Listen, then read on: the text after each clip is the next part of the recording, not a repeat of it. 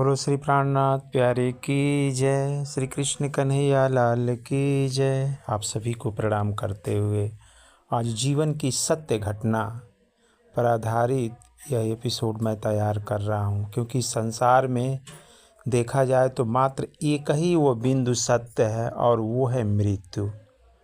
इस जीवन में हर प्राणी को एक न एक दिन यह तन त्यागना पड़ेगा, और जब तक वह उस अखंड परम धाम इस आत्मा के प्रियतम को नहीं जान पाता, तब तक उसको आवागमन से मुक्ति नहीं मिलेगी। और इन 84 लाख योनियों में भी सबसे उत्तम प्राणी कोई है तो वह आप और हम सब हैं। मानव तन प्राप्त होने के बावजूद भी इस संसार में लोगों को पता ही नहीं लग पा रहा है कि हमारा दायित्व तो क्या है, हमें क्या करना चाहिए। तो आप प्यारे सुंदर साथ जी, ये मनुष्य तन मिला है तो आप अपने आप को हमेशा जो भी आप क्रियाकलाप कर रहे हैं तो हमेशा ये ध्यान रहे कि हमें पुनः फिर इस माया के संसार में नहीं आना है। जब ऐसा भाव आपके अंतःकरण में बनेगा तो निश्चित तौर पर आप परमात्मा की भक्ति करेंगे। अब आप यहाँ इस संसार में आप इस बॉडी से भी किसी को जान सकते हैं कि कौन सा व्यक्ति जब इस शरीर को त्यागा तो किस योनि में प्राप्त हुआ, जिसको भागवत में पद्म पुराण में वेद व्यास जी कहते हैं कि सार्ध त्रिकोटि तीर्थानि ऋषियों मंत्र देवता यत्र कृष्ण कथावादस्ते त्रयवान्ति निशिश्रतम।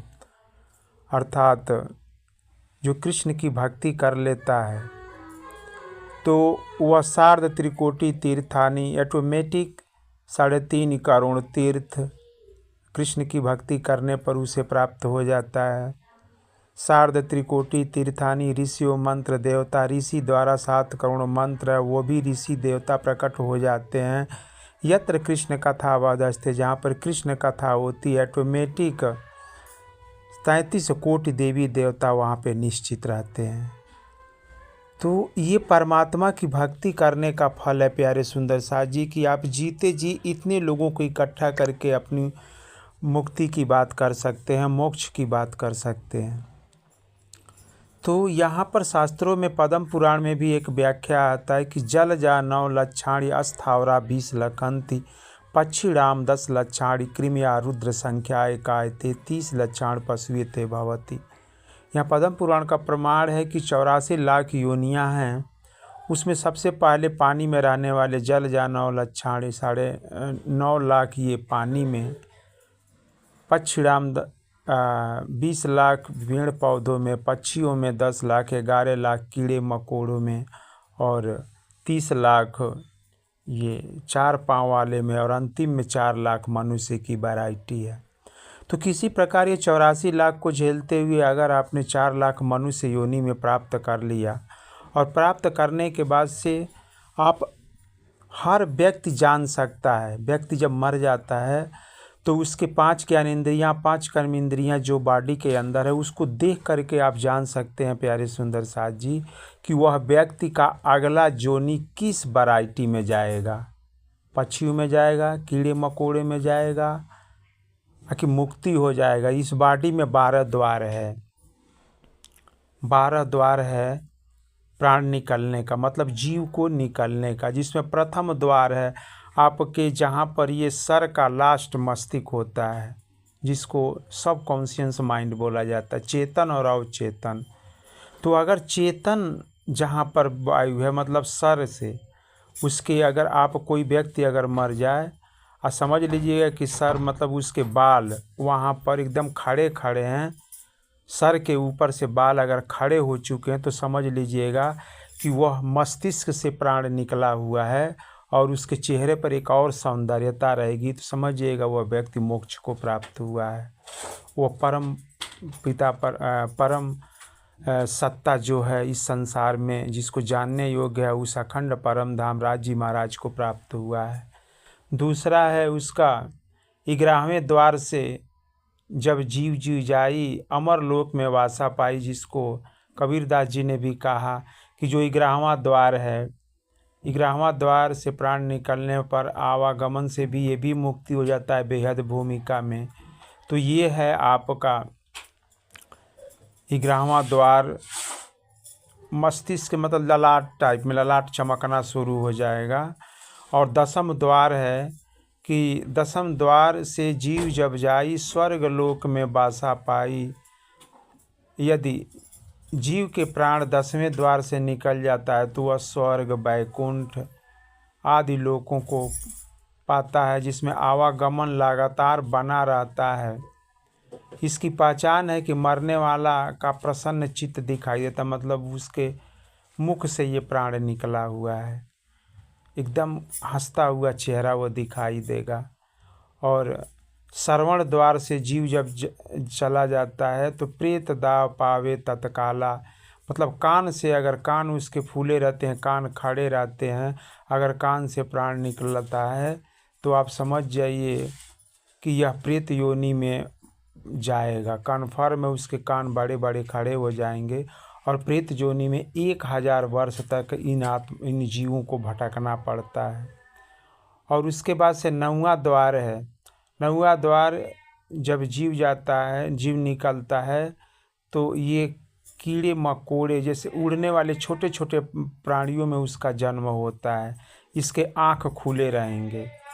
जो व्यक्ति अगर मर गया, मरने के बाद उसकी आंखें खुली हैं, तो समझ जाइएगा ये छोटे छोटे प्राणियों में मच्छर, छोटे छोटे मक्खी, ऐसे प्राणियों में उनका जन्म हुआ है, जो 11 लाख बार टर्न पॉइंट होगा उसमें।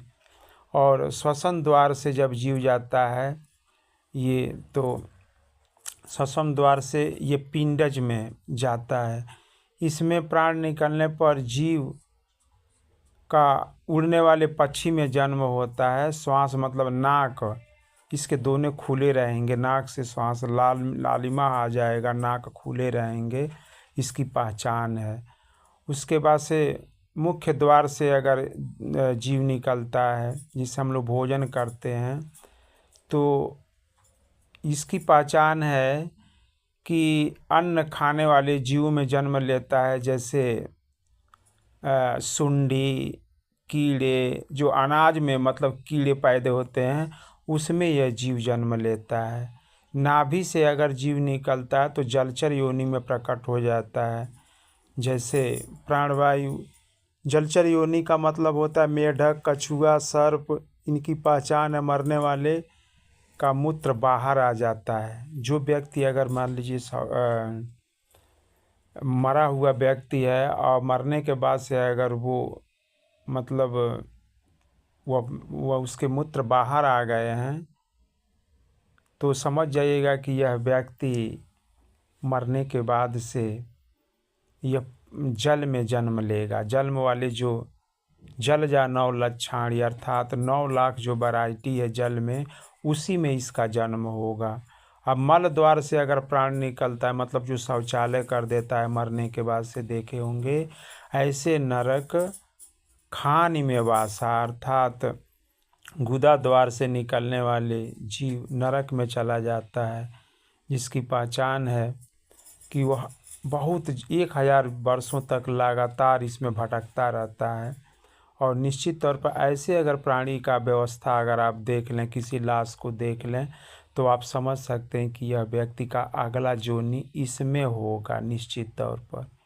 ये गरुड़ पुराण में भी बड़ा सुंदर वर्णन किया गया है।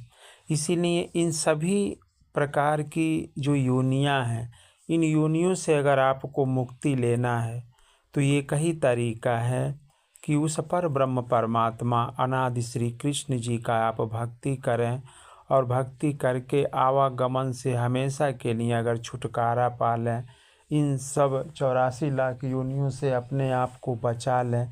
यह अंतिम कड़ी है प्यारे सुंदर साथ जी।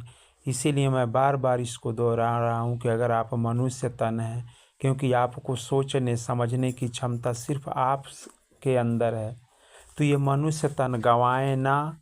और जब भी ये मौका मिले तो आप उस पर ब्रह्म परमात्मा अनादि श्री कृष्ण ही परमात्मा हैं, उनको आप भजन भक्ति करके इस जीवन का कृतार्थ कर लें, और कृतार्थ करके अपने आप को धन्य हो जाएं।